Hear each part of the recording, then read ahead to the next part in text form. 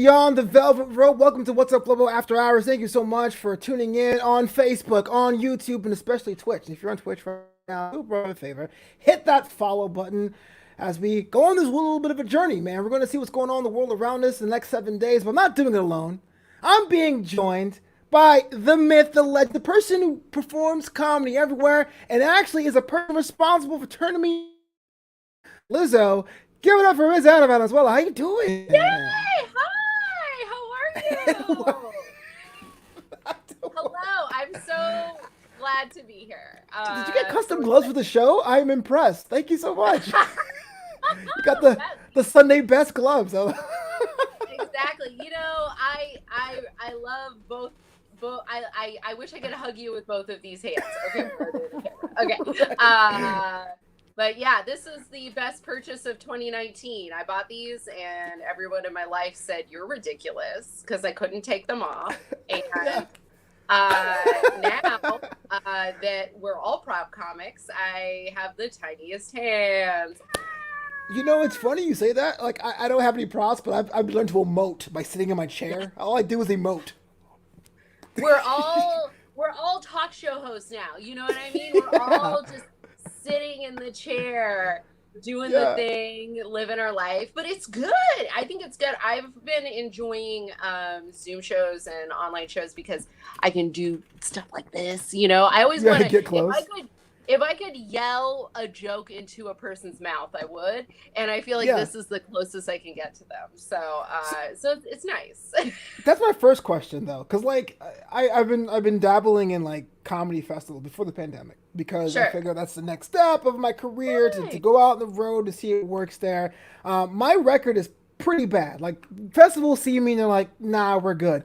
But no matter what festival I apply for, there's that page of like comics who were here last year, and you're always on every single festival. How do you do it? I want all the pro tips. Put me on. It's like Alaska? She was in Alaska? Portland? She was in Portland? How does that work? I had a couple of years. I mean, you know, kind of how that happened was I didn't actually start doing, I think I did my first festival here in LA at Broke LA. And that's actually, and I didn't have a tape or anything. I sent them an audio clip and they just happened to know me. The people who run, sorry, if you hear a cat meow, it's not my cat. I am 38 and I have a cat. Of course I do. I'm unmarried. I don't have kids. I have a cat. So, but yeah, so I got into my first festival kind of on recommendation. And when I was there, I got I had this moment. I treated it like I was preparing for a late night set. Like I did like a ton of mics because I really wanted to do good. I took it super seriously, and Broke LA is funny because it's like half music festival, like half comedy festival. They don't even do it anymore. It was a lot of fun. And we're in this warehouse in downtown, and it's January, but it was one of those Januaries where it was like 100 degrees for no reason. And I'm serious, it was hot. I was in booty shorts. I went up and I had like that was it. Well, 100 degrees, wear the booty shorts. Yeah. I don't want to sound egotistical, but some of my mentors, my predecessors were there, and they were like, "Bitch, that's what it's like to kill. That's a kill. You did it." And they were like, we feel like we just watched you like spread your wings and fly, but did anyone tape it? And I was like, I don't think so. And this girl walks up to me and she's like, hey, I was taping all the performers' sets. Would you mind throwing me some money and I'll send you your set? And I was like, yeah. And that was my festival set that I would send for a long time. So I would say make sure that your set is good, that it is lit really well, that you start strong and you end strong, and that you the sound is good and that the audience is laughing, you know, like, and there's certain places I was told not to send video from. So like I heard that the Ice House is kind of like a bunny slope, like it's considered an easy room, which by the way, I don't think room. Here's the deal. People of color go there and we laugh outside of our bodies. That doesn't make it an easy room. Calm down. You ever look out at that crowd? Yeah, you know, like when you hit the road and you start to see like in LA, everybody's just like, I'm here to like, unless you're like in a black room or a Latino room, you don't really get the like, stupid, or like somebody like yelling your punchline back at you instead of laughing or clapping. That's another one that's like very specific. They'll be like, and like it's just different. And so people think that the Ice House is too easy. People think that Flappers isn't a good place to send a tape from. And honestly, it is, because it's not a good place to send a tape from sometimes because the audiences maybe aren't as filled out. There's, it's maybe not like a discerning comedy. I don't want to throw any shade at any clubs, but yeah. So having a good tape is key, with big laughs and just really being present to it and being excited and being dialed in. So not looking at your notes, But how long have you been doing comedy? A long ass time. August 10th, 2014. So 6 years and a month. I'm about the same, actually. Yeah. I'm about the same. And so I think I started in like, oh gosh, I'm coming up on 6 years. So like you're getting there. Just keep trying. I mean, there's a lot of festivals I don't get into. There's like a rung of festivals that like Laughing Skull and let me think. Some other ones that the Latino Film Festival had a comedy festival, and I was like, oh, I got this. Mama got a TV credit. I'll be like, I can do this. And they were like, no. So you never know. It's sometimes you just keep applying, but don't make it like about your art, just get in where you fit in and make the best of those opportunities. Get in where you fit in. Jack Farmer's in the chat. He asked you a question. He goes, what's the cat's name? Oh, his name is Oscar, and let's see if I can get some. He is enjoying a late snack. Hey, bud, what you doing? You want to meow for the people? Because you're very loud. This cat, you're on Twitch. You're famous now. Are you into it? No, he's okay. Over it. This cat is. Oh my god!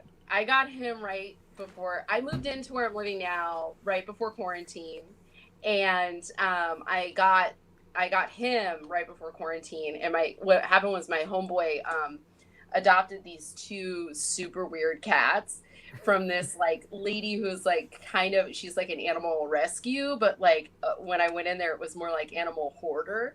And she was like, he's the most outgoing of this litter, and you should, he likes you, and he really needs a home. He's been living in my bathroom for a year. So he lived in a bathroom, like a 2x3 bathroom for a year, in a house that you could smell pee through your eyes. Like it was so bad. I've been in those. Yeah. So bad. Yeah. And so he came to live with me, and he's like a year old. So he's like a teenager, and he's super loud, and he's super awkward. He's not very well socialized. He plays with a dog that hates everybody, like everybody. This dog has bitten some of the funniest people in LA, including he bit me today while I was doing a karate class. He just came up and was like, fuck your foot. And I was like, barefoot. Savage. He's savage. He's savage. Yeah. The dog's name is Michael Jackson Heart Attack Jr. because she was holding him when she found out Michael Jackson died at the shelter. And she was like, this is a sign. I have to adopt this dog. Okay, but what about the junior part? How does it junior?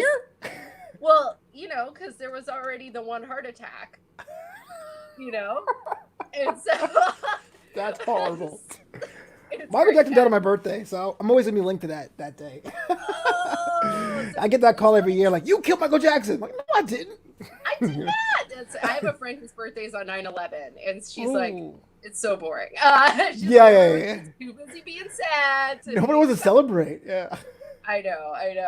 Oh God, I gotta call her. Okay, but it's the 14th, Anna. Dang. Oh, by the way, I have a friend. 3 days later. Time. How'd you remember? Yeah, I was kind of making fun of you on a show, and I just realized. I just realized. But yeah, so how was I saying? Oh yeah, so I got this cat, and he's crazy. And about 3 weeks into COVID, he got mad at me and peed on me, which I've never seen a cat do before. He just jumped on my bed and turned his little booty away from me, 6 inches away. It wasn't like he was sitting on me and he was like, oops, mom, lost my bladder control. He peed at me like an act of war. Dang. He is my Well, son. I mean, look, yeah, I heard that people in quarantine do some crazy stuff, man. Has it changed? Have you drawn the line down the apartment with your significant other in your apartment? Like, how's that work? No, I am not quarantining with my significant other. That's how it works. We get along just fine because I see him once a week. Okay. Okay. And nice. yeah, and I live with comedian Brandy Posey. I don't know if you know her. She's really funny. She's from the Lady to Lady podcast. I know of her. It's LA. Yeah. Yeah, she's the delight. So she offered me this place to live. My dude and I haven't lived together for like a year. We tried it out, and he was not ready. I was the first lady he ever lived with. So Mama had to go somewhere else, but we're still together, which is very strange. But not at all. It's nice to have a quarantine, not a quarantine hostage, you know? Yeah, for sure. Yeah, no, whatever's comfortable for you. And now I feel kind of awkward just bringing that up. No, don't feel awkward. I talk about it on stage. It's so funny. Comics ask me all the time. They're like, "Oh, are you and Stuart getting along?" I was like, "Stuart would be dead if we were living together." It's not because I don't love him, but just because we had just a lot of things to work out. Relationships. Hey, did you know they're hard? Yeah. People don't know that. And it's not like you can do it one time and be done with it. It's like an everyday thing, you know? Every day. And you know what happens is your representative leaves, right? And so like my representative left and I stopped being like, oh, happy-go-lucky. I'm just so grateful to be here. You're so handsome. And what emerged after that was more, boundaries and a lot of like, did you wash your ass today? Wash your ass. I swear to God, go ahead, ask. You sound like you went from like dating to being married for 15 years. Oh, you smell terrible. That's pretty much my energy. I'm just like, you need to brush your teeth. What did you eat? Oh my God. But I mean, it's wild. It's wild. And his representative left, and he went from being like exciting younger man with an optimistic outlook on life to a person who doesn't like crowds, doesn't like most people, doesn't like new experiences, doesn't like concerts. He became me. Yeah, he became an old man. It's like, what's the point?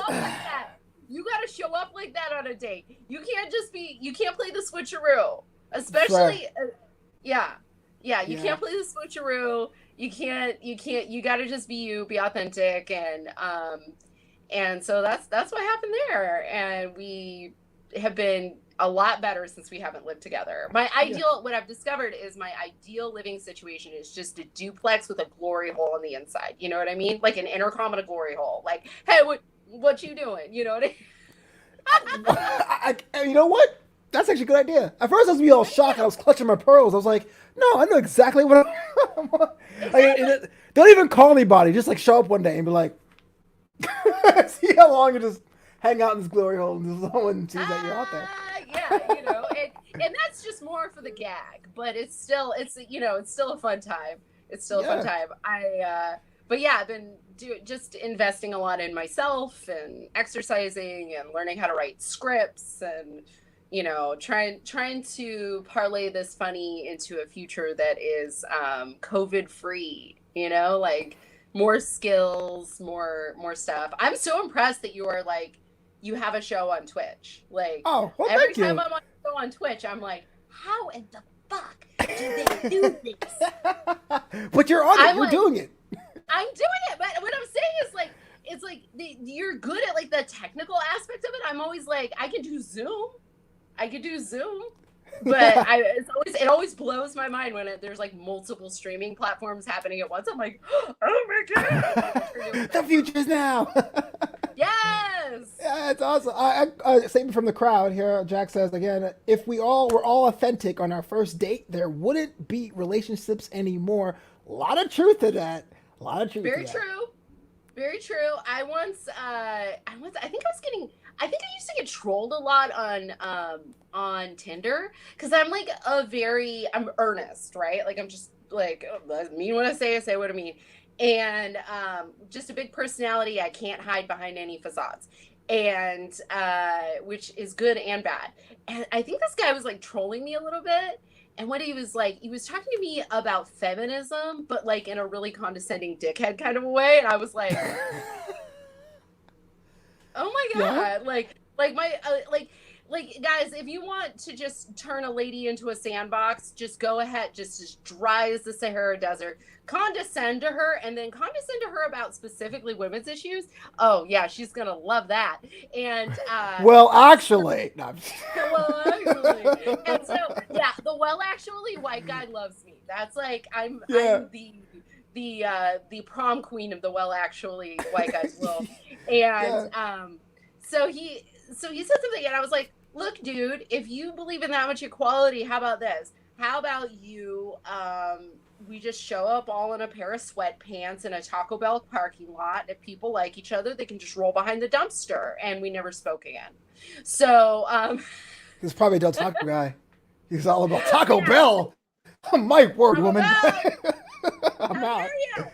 Yeah. But yeah, so I agree. There has to be, and the brain naturally, like biochemically, you have your oxytocin, serotonin, a lot of your positive connective, like the hormones that are produced by social connection. Those when you are in the beginning stages of a relationship are firing like heroin level. Like you should have to pay a dealer for that kind of firing that your brain is giving you naturally. And at least that's sort of how I feel when I really fall for somebody. I'm like, but that's why it's important to be mindful of a certain amount of authenticity, because there's a way to pitch it. You know what I mean? Instead of, I don't like crowds, just be like, I love intimate dates. Let's go do something just you and me. I really value our time. Instead of, I don't like new experiences, like, babe, I love that you are just kind of fearless with doing new stuff. It's a little uncomfortable for me. So can you like take the lead? You could do, instead of, I don't like concerts, I think you just got to be honest about that. Just be like, babe, I don't like concerts, but I know you do. So I got you some tickets for you and a friend. Send me a picture of what you wore to the concert, or send me a picture when you're there, or send me a video or something. You know what I mean? That's a way to spin it, to be like, I accept myself and I celebrate our getting together and I celebrate our differences. Here is how I'm going to meet you halfway. Pro tips across the board. I mean, dropping knowledge, I've been in like 3 super long relationships. I've never been able to seal the deal. So take that with a grain of salt. Okay, wait. What is marriage sealing the deal? I mean, is it the house? Is it the kids? Like, what is the deal for you? At this point, I don't know. I was always skeptical because, okay, here's why. So my grandmother's been married and divorced like 7 times. And she told me early on, she was like, don't you ever marry for love, marry for money. It's worth it. I'm like, what? So relationship and connection. She's also a marriage and family therapist. So that's really fun. So I think that especially now, like relationship and connection has changed quite a bit, especially with COVID. You're getting like online hookups, like people, doing their business, on platforms like this. You have people, probably diving headfirst into OnlyFans to come up broke and sad. You've got people having like 6-foot walks, and the new safe sex conversation is if you've been tested for COVID, and like it's a whole new world. So I think we're gonna see, and like polyamory is like a really big thing. I don't know. I just started listening to the Dan Savage podcast. I feel like I'm learning about a whole new world. I think that heterosexual connection is inherently strange because there's so many like there's size and biological differences. It's like I have black belt in karate. My boyfriend ever gets crazy with me, I will murder him. And he is a much. You're never gonna warn him either. He's like, watch out! Just bam, like that's it. Like especially because he's really clumsy. He's like elbowed me in his sleep, and I'm like so he's just a big goofy klutz who's like afraid of a stern attitude. And I think that I made my hair crazy. Okay. But must be nice. Yeah,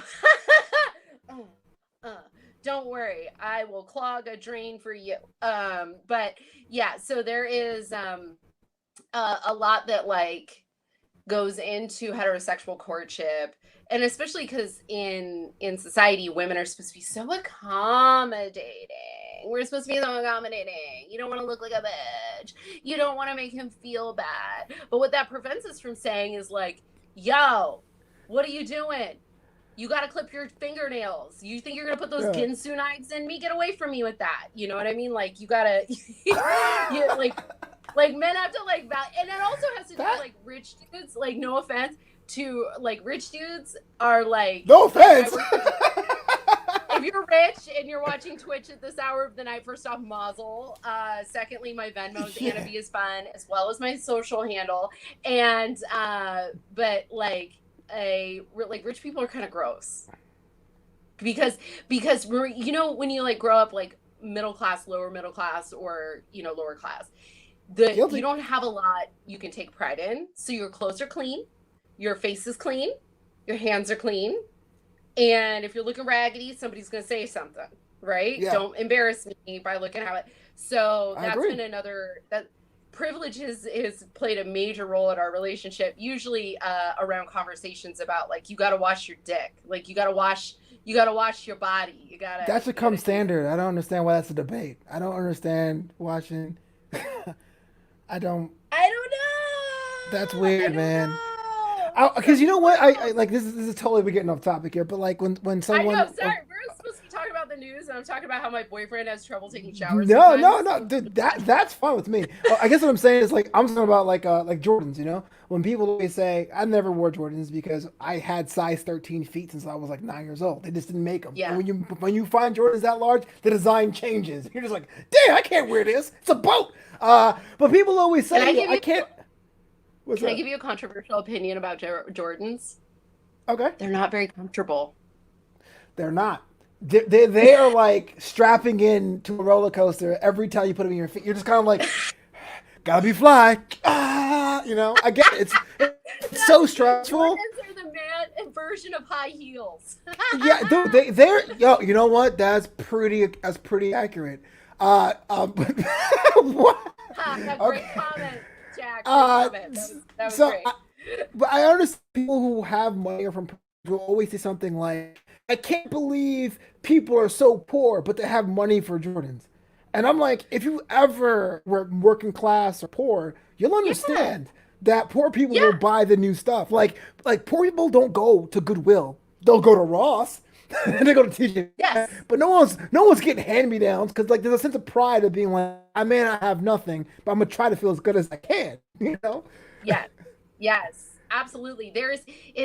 Don't talk to me about class until you have worn LA Gears from the Costco that are. I did. Well, we have Costco back then, but yeah, I did wear LA Gears. That was my jam.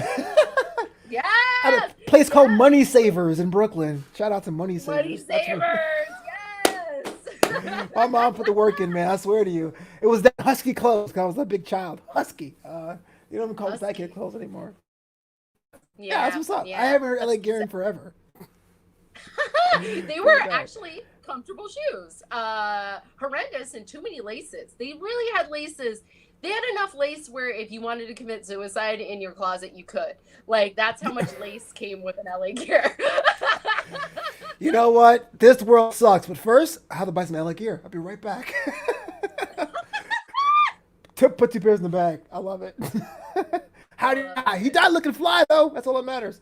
Exactly. Shout out to everyone in the chat here on Facebook, on YouTube, especially Twitch. If you're on Twitch right now, do me a favor, hit that follow button. We need all the subscribers. Here with Anna Valenzuela at Anna V is Fun, all on social media. We're hanging out. Wassup Flobo after hours. All 20 of her fingers. Just chilling out. Question for you, though. I was actually scouring about this because we're all in quarantine this year, at least for me. I treat it seriously. I'm by myself. I don't break any rules. And I haven't gone to any clubs. You know, I used to work in the event industry. I'm furloughed from that. But I realized, in my opinion, there isn't a song of the summer. Now, Billboard magazine came out and said, look, that song Rockstar by Roddy Ricch, that is a song of the summer. But was it kind of your jam? Were you feeling that? Or did you actually have a song of the summer this year? Is it WAP? I mean, yeah. WAP is, I think it's top 5, but they I crowned think, Rockstar. I think so, and the reason why is because first off, it's a female empowerment anthem. I love that when men are like, if I did that, then I would be me too. I'm like, actually, that's a whole song of consent. Like, that's what that whole song is. Is like, do it like this, do it this way. This is permission. Now shut the fuck up and get over here. Like, that is bring them up. Like, you know, so I gotta be honest with you though. I don't want to interject. I gotta interject here because I listened to that song, the clean version first, and then the explicit version. And I was like, if someone gave me a pen and a pad, I was like, make a song about your penis, I would have like 2 lines. I got a dick, it's thick, it's dope, and that's it. This chick went in for 4 minutes, and it was like, it was hot. You know, I can't knock that, man. Look, it's hot, and if you think about it, sans the child. The weird sex cult child fucking, R. Kelly was doing the same thing for years. He was singing over and over and over again about sex and about explicit sex and about his body and about his partner's bodies. So, and everybody, even after all the horrible things he's done, everybody's just like, yeah, like fucking Reverse to Ignition comes on and people are like, oh, but this is my song. I'm sorry about that. That's true. That's messed up. It's true though. I mean, the cookout, R. Kelly be saving the cookout. Happy people, yeah. That's so messed up. We're terrible. It's fascinating. So I think a lot of the people who are clutching their pearls over WAP were just not ready to have a woman. Maybe it's a little internalized misogyny. And especially also probably some internalized racism of Black women being like, I am empowered by my sexuality.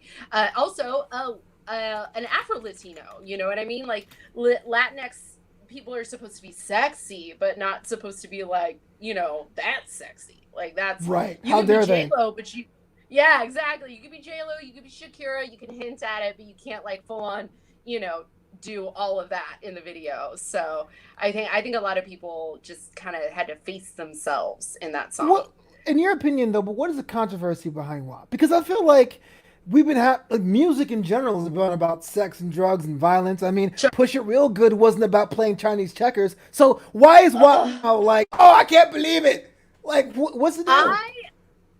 First off, I had TLC Crazy Sexy Cool on cassette. Whoa, and I wore that fucking thing out. I wore it out. My parents were worried. They were like, well, at least she's not listening to rock grunge music. And then that happened. They were like, go back to the TLC. Yeah, it's a, I know this, none of this is new. Like, none of this is new. I think it's like everything right now, everything is heightened by the quarantine and heightened by the fact that our society's cracks are showing in every way. That, you know, just racism, sexism, classism, it's all just risen to the surface. And so in walks in this fun little fuck anthem by a woman, and people were like, ah! Okay, that's terrible. Well, forget our clean tag. It's definitely an explicit show. But I'm wait, fuck back there? That's whatever. It's fine. Do you have any fuck? Oh my god, I'm so sorry. Twitch. Actually, it doesn't matter because it's the internet. I just won't show my mom this episode. It's cool. Don't come back. Come back. Don't leave me. I was no, it was definitely empowering on that level, but I really thought the video put in the challenges and TikTok and all that stuff was cool. It was like a movement. Chat did say it came out too late. I felt like if it came out a month before, it would be like a bigger trend to what it was. Then maybe Megan Thee Stallion Savage. Yeah, Megan Thee Stallion got a lot of bangers. Cash-ish, all that stuff. She released that, and Twitter or TikTok took that thing over, and then there was like the dance. You know what I mean? Where did you see people doing the TikTok, I can't do it. The dance that they were doing to Savage, very sexy. I'm old. I ain't gonna try that. Nope. I don't know what sex. I don't know what sexy is, man. It looks like the most doable of TikTok dances, honestly, because it's just like body rolling at the right time and clapping your hands at the right time, and like an elbow and an elbow. Laugh for a Purpose says 87 George Michael had a song that I want your sex and no controversy because people didn't get so offended. Ooh, so you think it's more of a yeah, it could be an identity politics polarization thing. It's like some people have gone further to the right and further to the left, and so people are becoming more easily offended by literally everything. I think that's correct. I think we see that as comedians. Like, it is possible to, I think we're being asked to evolve in both humor and art in a lot of ways, but I also think that no matter what, people are gonna not care for it. Now they just have a platform to say, I don't care for it, you know? Sorry, I feel like that should have been a funnier response. But yeah, people get crazy. They had that Netflix, that show called Cuties on Netflix, where it was like all 11-year-olds twerking, and it was meant to be like a satire of the sexualization of children. And what it just did was made a lot of people feel real uncomfortable. So no, absolutely. Yeah, and I just like read the description. I was like, I'm good. I can't. It's like I'm no rush to see it. No. I mean, there's so many. It's been such a crazy year.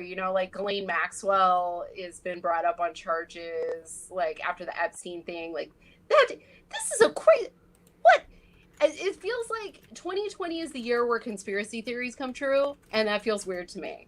I'm like, Like, I don't bring that up in a QAnon way. I'm not one of those crazies. But, like, there's evidence that a lot of really horrible things have happened. And you're like, I didn't think that was real. A pedophile, what? Like, a whole island? Like, it's crazy.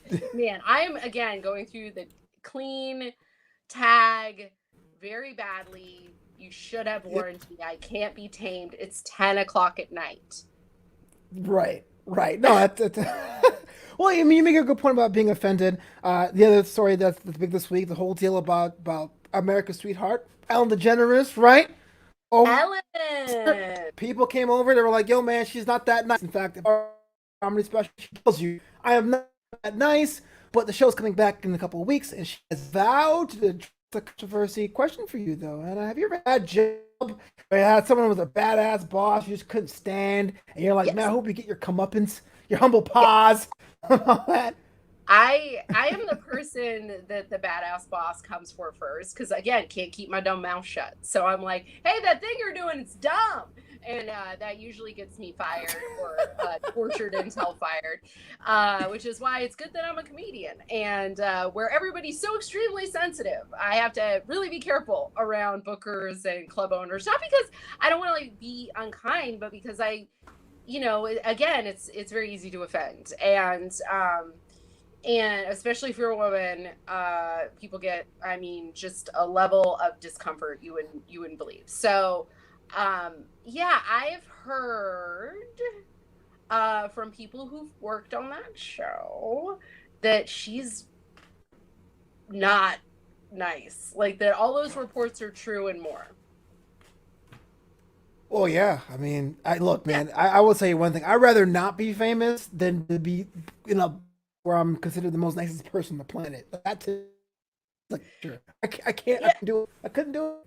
I mean, like, there are some, like, I hear that Drew Carey, who's now doing The Price is Right, I hear that he's a real sweetheart and very professional. I've worked with, come in contact with or worked with some celebrities, and they've always been, for the most part, very kind and professional. Like, one of the nicest people I ever met backstage was Anthony Jeselnik. Like, he was just like, hey, I just want to get to know you. I know we're going to go out there and say mean things to each other, and I just want to, know your name and let you know it's not personal. It's super kind.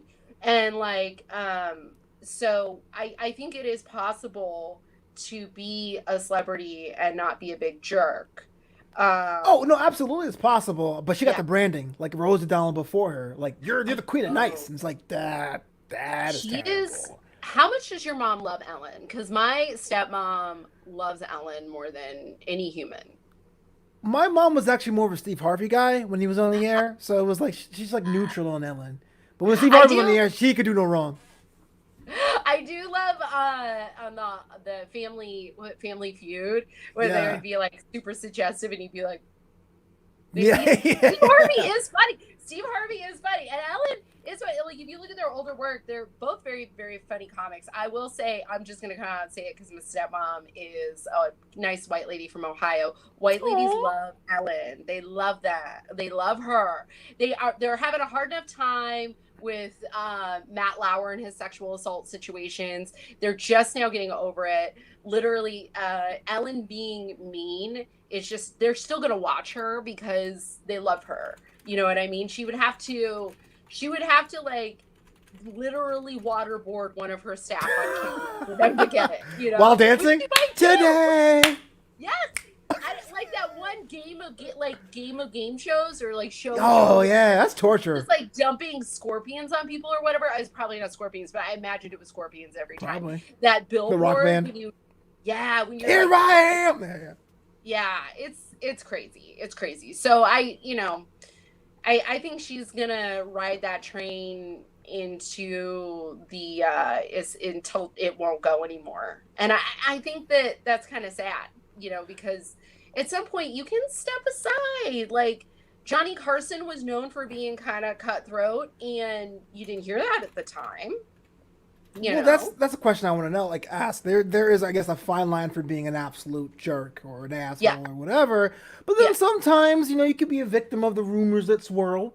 sure, Whether especially if you're a yeah, woman or a person of color or in the yeah, LGBTQIA community. yeah. But you're saying in your opinion that it could be allegedly more accurate. It Allegedly, it could be allegedly. yeah. I'm gonna Can't say you say allegedly. face? Yeah, here's the deal. Mama's unemployed right now. So if you want to dump scorpions on my head, Ellen, go ahead. You know what I mean? Waterboard me on camera. It's fine. I'll be fine. You know what I Okay, mean? that raises a whole new question. What's the craziest thing you've done for money when you're unemployed? Like, what have you done? Like plasma donations? Like what? Like what? Oh man. I was a model at a hair show and I Go on. got a really bad haircut in front of like 500 people. Because my hair is so thick, they had to like shave it underneath so they could do the haircut that they wanted to do. It's like not a haircut you would do on my hair. Yeah. So they just went in and gave me just the saddest hack job you've ever seen, and that was for $50. There was a time where I worked in 2008 during the recession. Look, I lost a tooth. Ah, Oh my gosh. Are you yeah. crying? Yeah, during the recession, I had 3 different jobs at drug treatment centers and group homes. Each one of them paid only minimum wage. Yeah. And I've been, vomited on. At one of those centers, this is a true story. This little girl, she was mad at somebody for stealing her snack. So she went into the bathroom with the broom. I didn't see her go in with the broom. I was by myself. Didn't see her go in with the broom. She goes in the bathroom. She hops in the shower. She's completely naked and wet. She comes out of the bathroom with the broom and chased another client around the house with this broom. And then when she couldn't catch her, she just grabbed the refrigerator door and pulled it as hard as she could and broke all the little things on the inside that hold the condiments, and Yeah. everything came out. Yeah, I was like, Oh my gosh. why? Yeah. That'll teach him. I just looked at her. I was like, why? Yeah. What? You're just gonna go back to juvie now? Why? So I Yeah. called the cops. And you know who the cops do not want to mess with is a naked teenage girl. Like Oh. they don't want. They would. That is when you see them get like a big cartoon net. You know what I mean? They're just like, ugh, like you. They do not want to mess with a naked teenage girl. Yeah. No, absolutely. It's like, oh, call for backup. Call for backup. Yeah. Yeah, and it's crazy because I now would it was just in a situation, we did everything we could before we called the police officers, but in that situation, she was gonna kill that girl with that broom. So it was Yeah. wild. It was a wild environment. I did all that for $8.90 an hour.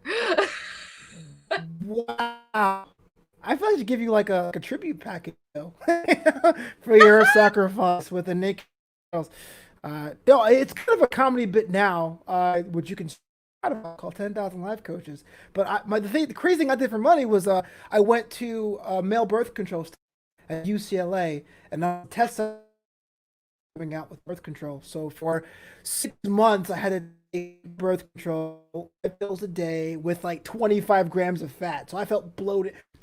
The joke is legit. I felt bloated all the time and fat, and I had acne. It was like, why would someone chemically and change my body? Birth control not easy. I can't believe it. But I did TV, and I was like, okay, I'll do it. Thinking it'd be how hard can it be? And I realized that I can't.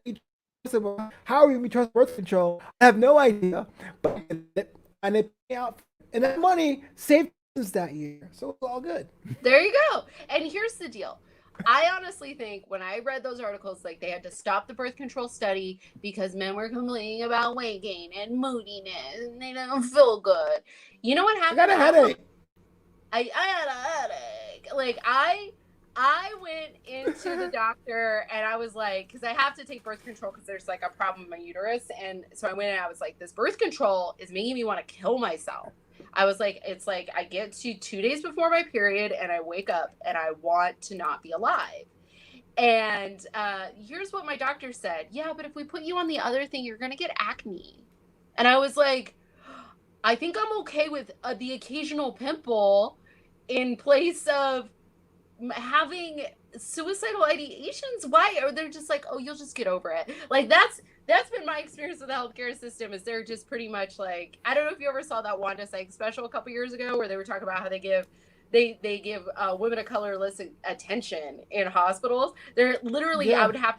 I fell down the stairs in COVID and had to go to the emergency room. Oh, I saw that on Instagram. Yeah. Yeah, because I had a concussion, and I like I didn't hit my head. I just fell on my butt so hard that like all the nerves in my body were like activated, and then my teeth clanked together, and I blacked out like somebody hit me. And literally the doctor was like, yeah, but do you really need an x-ray? I'm like, I can't walk. Right. Like, you really need an x-ray? I'm like, I think I do. I can't walk. That's not medicine. Jedi mind tricks? You don't need an x-ray. Okay. Seriously, it's wild. It's wild out in these streets. Like, it's especially for women too, because they don't know how uteruses work. So they're like, it makes it. I'm a little sad that they don't have male birth control. You know, yeah. It's like, why is it okay for women to suffer to not get pregnant? I think it's because we recognize how much pregnancy takes us out of the workplace. So women are just like, whatever. I'll gain 25 pounds. I don't give a shit. Let's go. Whatever. No, that's the craziest thing I've ever done for cash. And I can tell you one thing, I respect it a lot more. I mean, I always did, but it's kind of like, man, it's just so interesting to me how like in the pursuit of science, I have subjected myself to be completely bloated 24 hours a day, 7 days a week. Yeah, that's what it's like to be a woman. Honestly, like there's just moments where you're just like, oh, why do I feel like I have Thanksgiving? It's not Thanksgiving. Yeah, bloated, cranky. Oh, the weird period headache where you're just like, you can't sleep because you've got insomnia, you get diarrhea. I mean, we can go on and on. What I'm saying is being a woman's a horror show, and you should look at your penis every day and thank it for being there. You know what I mean? Not in public. Like, thank it. Like, thank you. Thank you. Is that before or after I wash it? You should thank it while you wash it. You should be like, I care about you. I'm going to wash you. I'm going to wash my butthole. I'm going to wash all my parts. Make sure my armpits don't see. Like, it's a self-care thing, guys. Self-care. Very attractive. It's not self-care, but standard. I don't understand. I didn't understand. Why is there debate? This is one of those things where I was just like, oh, you needed like brown or black parents to yell at you is what you needed. Like you needed somebody to be like, hey, putting your jeans. Here's another thing. This is another thing rich white guys do. They put their jeans in the freezer instead of washing them. Oh yeah, because the rumor goes that you don't have to wash your jeans as much as you do. And that's gross. Why would you? What? Why? Why? That makes your body and your denim a biome. Disgusting. You can't have more. No. No. That's. Don't. See, so I gotta ask, when's going to be the special? You sit down and tell me what all rich white guys can't do with the day. And another thing, boat shoes don't go with cargo pants. I don't know why. They don't. And also, they like to fast. They forget to eat. They forget to eat. Have you ever known a poor person, a black person, a brown person, Asian person? Have you ever known a minority of any kind that forgot to eat? No. Forgets to eat? No. No. We don't forget to eat. No. Yeah. It's important. We know that we can't afford to get hangry in these streets. How dare you? Well, I'm in Culver City. I mean, they're not really that bad. The streets are kind of nice. Yeah, you're in Culver City.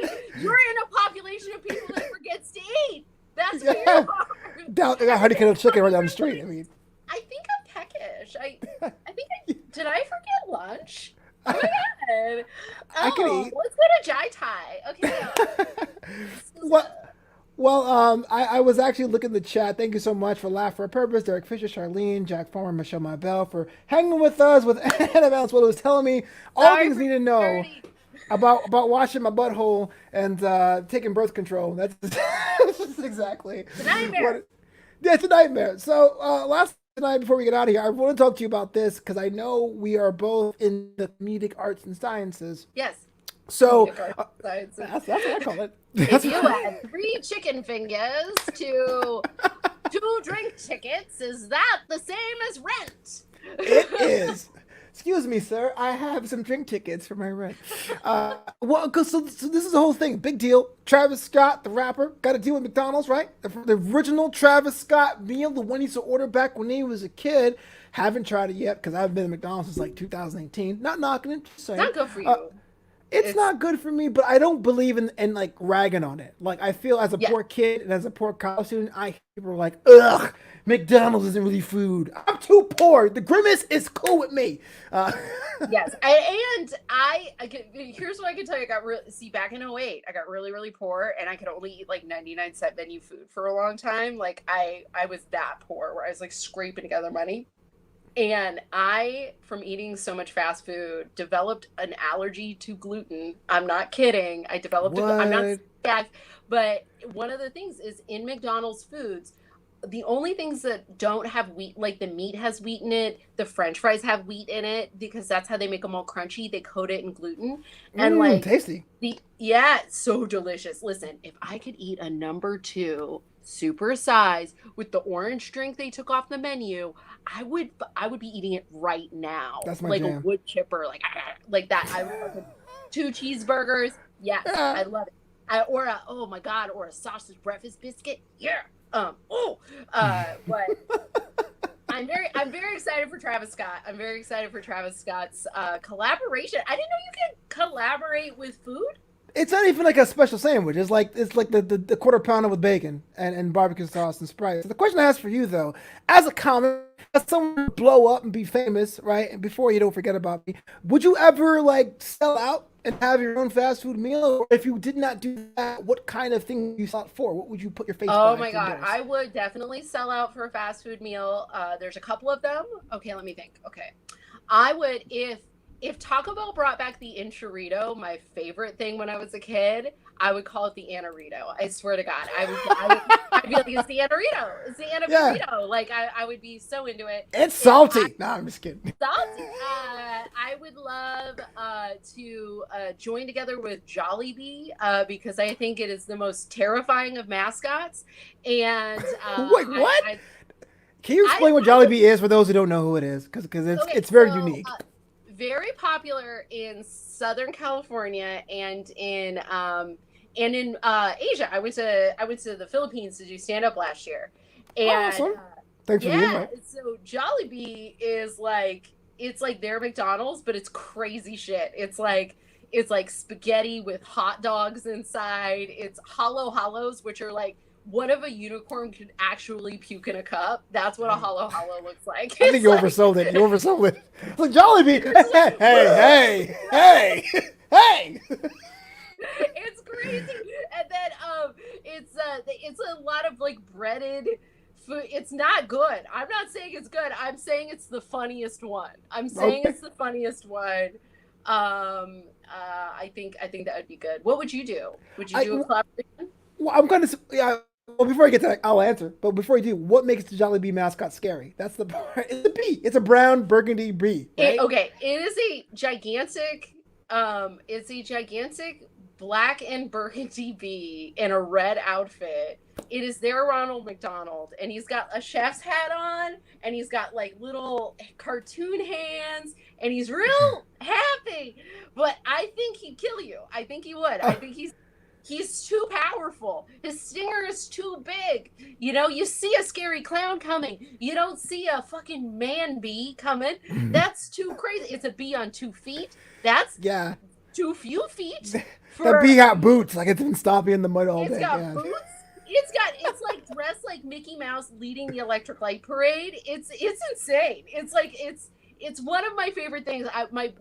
There are some greatest regrets from our trip to Asia that I did not buy knockoffs off, because I came back with a knockoff tracksuit, knockoff Yeezys, knockoff. I mean, I was coming back knockoff everything, right? Knockoff Gucci, like having a time, right? So if you're ever in Asia, I saw this shirt that said, instead of it saying Supreme, it had Bart Simpson on it doing a kickflip, and instead of it saying Supreme, it said Supreme. And I regret not buying that shirt every day. Every day I bought that shirt. It was worth it. Second thing, I regret not buying a Jollibee shirt. My dude, who doesn't take enough showers, he did buy a Jollibee shirt, but now it stinks too bad to steal from him. Yeah. One more time from Jack Farmer. He said the Jollibee mascot looks like a knockoff mascot in a movie. They couldn't get the rights to a real mascot. Beverly Hills Cop 3. That's what I'm thinking. You want to see another terrifying mascot? Look up the LA Galaxy, one of our soccer clubs. Look up the LA Galaxy mascot, Cosmo. He looks like he's in blackface. Hello? Nobody fucking focused. They changed his colors. He used to be like he used to be Sullivan Blue from Monsters Inc. and they made him darker. They're like, no, it's not racist enough. Let's make him black. We gotta make him more racist. Hey, this stadium is on the border of Carson and Compton, and the closest thing that California has to a historically black college. You know what? Make that mascot more racist. Yeah, they'll come to the games that way. No, but to answer your question, I will sell out with the quickness for Carl's Jr. That's like the first fast food place I came across. I came to California. To this day, when I want a burger, I know that double best Western bacon hits the spot every time. That is the official Flobito burger. Carl's Jr. I have a question. Uh-oh. What about In-N-Out? Are we gonna fight? I do not hate In-N-Out. But I'm not going to stand in line like some Soviet parallel universe for it either.